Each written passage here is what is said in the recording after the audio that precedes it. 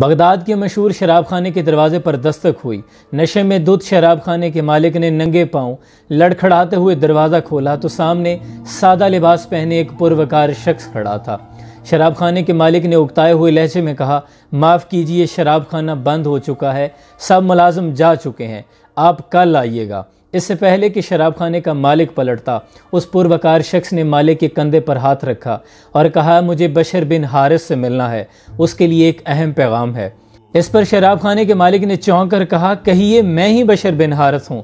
تو اس اجنبی شخص نے اس لڑکھڑاتے ہوئے شخص کو سر سے پاؤں تک دیکھا اور پھر کہنے لگا، کیا آپ ہی بشر بن حارث ہیں؟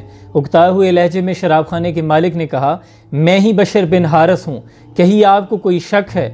اس پر اس اجنبی شخص نے آگے بڑھ کر بشر بن حارث کے ہاتھوں کو بوسہ دیا اور کہنے لگا کہ مجھے مالک ارض و سما نے بھیجا ہے کہ میرے بشر بن حارث میرے دوست کو سلام کہنا اور کہنا، بشر بن حارث، جس طرح تو نے میرے نام کی عزت رکھی ہے، اسی طرح رہتی دنیا تک اللہ تیرے نام کی عزت رکھے گا۔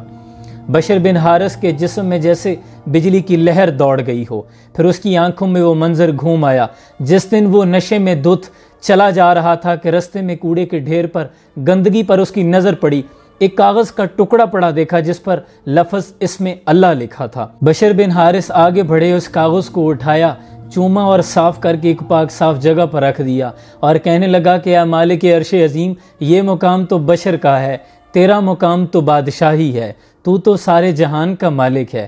یہی وہ ادا تھی جو بشر بن حارث کو بشر حافی بنا گئی۔ کون بشر حافی؟ امام احمد بن حنبل اتنے بڑے عالم اور محدث ہو کر بشر حافی رحمۃ اللہ علیہ کے پیچھے پیچھے پھرتے تھے۔ تو لوگوں نے پوچھ لیا کہ امام احمد بن حنبل، آپ اتنے بڑے عالم اور محدث ہو کر ایک بشر حافی فقیر کے پیچھے پیچھے پھرتے ہیں؟ تو اس پر امام احمد بن حنبل نے کہا کہ لوگوں سنو، امام احمد بن حنبل جس رب کو مانتا ہے، بشر حافی اس رب کو جانتا ہے۔